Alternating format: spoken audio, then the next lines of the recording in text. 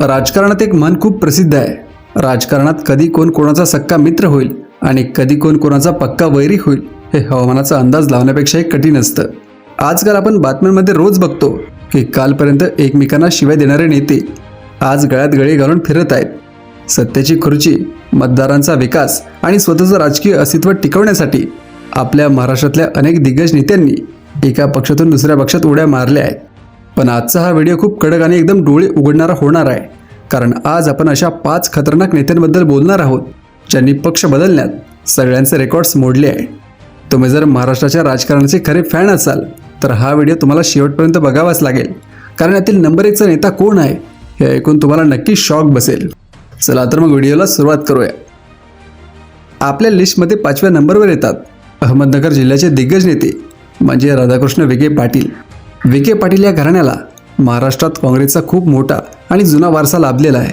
त्यांचे वडील बाळासाहेब विखे पाटील हे मोठे नेते होते, पण राधाकृष्ण विखे पाटील यांचा स्वतःचा राजकीय प्रवास एखाद्या सस्पेन्स थ्रिलर सिनेमापेक्षा कमी नाही.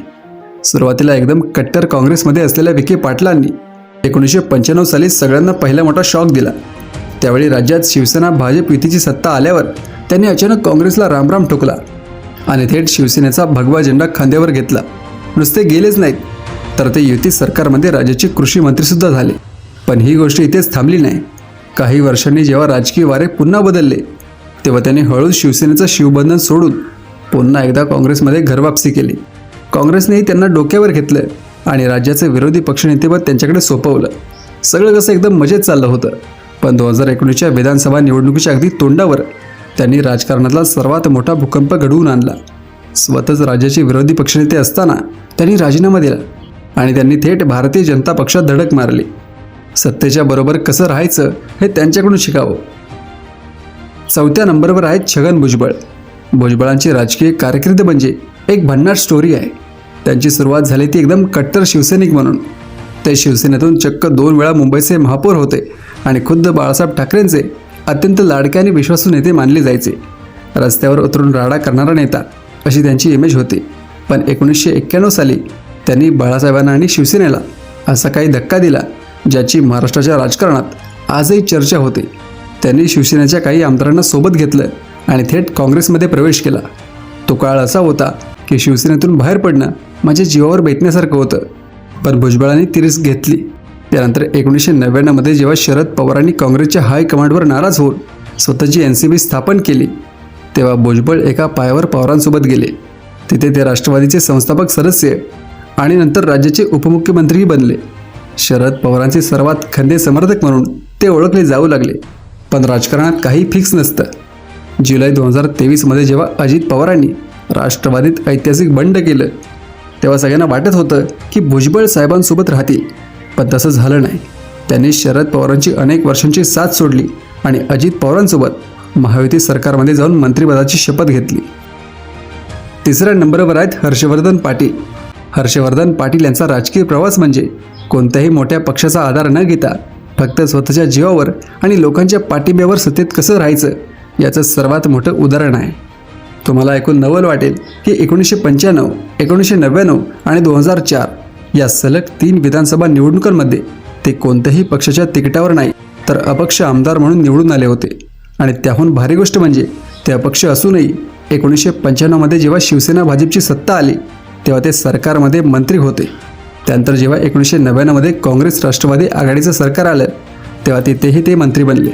म्हणजे सरकार कोणाचंही असू दे, हर्षवर्धन पाटील मंत्रिमंडळात फिक्स असायचे. 2009 त्यांनी अखेर अधिकृतपणे काँग्रेस पक्षात प्रवेश केला आणि काँग्रेसचे एक मोठे नेते बनले. पण 2019च्या निवडणुकीपूर्वी जेव्हा त्यांना समजलं की आता वारे फिरलेत आणि भाजपची ताकद वाढते तेव्हा त्यांनी एकदम योग्य टायमिंग साधून काँग्रेस सोडली आणि थेट भाजपमध्ये प्रवेश केला. तिथे ते काही वर्ष राहिले. मात्र आता 2024च्या विधानसभा निवडणुकांच्या पार्श्वभूमीवर इंदापूरच्या जागेवरून त्यांचा भाजपसोबत पूर्ण वाद झाला. मग काय, त्यांनी परत एकदा आपला निर्णय बदलला, भाजपला टाटा बाय बाय केला आणि थेट शरद पवारांच्या राष्ट्रवादी काँग्रेसमध्ये तुतारी हाती घेतली. 2ऱ्या नंबरवर आहेत नारायण राणे. राणेंचा राजकीय प्रवास म्हणजे एखाद्या माणसाने शून्यातून विश्व कसं उभं करावं याची कहाणी आहे. त्यांची सुरुवात एका सामान्य शाखा प्रमुखापासून झाली. कट्टर शिवसैनिक, आक्रमक स्वभाव आणि लोकांची कामं करण्याची पद्धत यामुळे ते बाळासाहेबांच्या नजरेत भरले आणि थेट राज्याचे मुख्यमंत्री बनले. पण 2005 त्यांना उद्धव ठाकरेंसोबत मोठा वाद झाला. हा वाद इतका विकोपाला गेला की त्यांना आपली मातृसंस्था असलेली शिवसेना सोडावी लागली. शिवसेना सोडल्यानंतर त्यांनी थेट काँग्रेसचा हात धरला. काँग्रेसमध्ये गेल्यावर त्यांना वाटलं होतं की तिथे त्यांना मुख्यमंत्रीपद मिळेल, पण तसं काही झालं नाही. तिथे ते महसूल मंत्री झाले, पण काही वर्षांनी तिथे त्यांचे अशोक चव्हाण आणि पृथ्वीराज चव्हाण यांच्यासोबत खटके उडाले. तब्बल 12 वर्ष काँग्रेसमध्ये काढल्यानंतर शेवटी 2017 त्यांनी काँग्रेसलाही रामराम ठोकला. त्यानंतर त्यांनी स्वतःचा महाराष्ट्र स्वाभिमान पक्ष नावाचा एक नवीन पक्ष स्थापन केला. पण त्यांना लवकरच समजलं की स्वतःचा पक्ष चालवणं सोपं नाही. मग 2019 त्यांनी आपला पक्ष अधिकृतपणे भारतीय जनता पक्षात विलीन करून टाकला. शाखा प्रमुख ते मुख्यमंत्री आणि नंतर 3-4 पक्ष बदलून आज भाजपचे मोठे नेते. हा प्रवास खरोखरच अवाक करणारा आहे. आणि या लिस्टमध्ये नंबर 1 वर आहेत बबनराव पाचपुते. राजकारणात हवा कोणत्या दिशेने वाहत आहे हे ओळखण्याचं जे टॅलेंट या नेत्याकडे आहे ते क्वचित कोणाकडे असेल. बबनराव पाचपुते यांनी आपल्या राजकीय आयुष्यात 1-2दा नाही तर तब्बल 5 ते 6 वेळा आपला राजकीय पक्ष बदलला आहे. सुरुवातीच्या काळात त्यांचा राजकीय प्रवास जनता पक्षातून सुरू झाला. तिथे काही काळ राहिल्यानंतर त्यांनी जनता दलात प्रवेश केला. त्यानंतर त्यांना वाटतं की काँग्रेसची हवा आहे. मग त्यांनी काँग्रेसचा हात धरला. जेव्हा 1999 शरद पवारांनी काँग्रेसमधून बाहेर पडून राष्ट्रवादी काँग्रेसची स्थापना केली, तेव्हा पवारांच्या सर्वात जवळच्या नेत्यांमध्ये बबनराव पाचपुते सर्वात पुढे होते. ते राष्ट्रवादीमध्ये गेले आणि तिथून ते अनेक वर्ष राज्याचे मंत्री राहिले. शरद पवारांचे ते अत्यंत निष्ठावान मानले जायचे.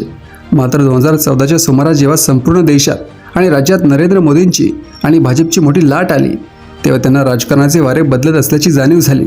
मग काय, त्यांनी राष्ट्रवादीची अनेक वर्षांची साथ एका झटक्यात सोडली आणि थेट BJPमध्ये प्रवेश केला. ज्या पक्षाची हवा आणि ज्या पक्षाची राज्यात सत्ता असते तिथे बबनराव पाचपुते हमखास पाहायला मिळतात, असं राजकीय वर्तुळात गमतीने म्हटलं जातं. त्यामुळे महाराष्ट्रातील सर्वाधिक पक्ष बदलणाऱ्या नेत्यांच्या यादीत बबनराव पाचपुते यांचं नाव अगदी हक्काने टॉपवर येतं.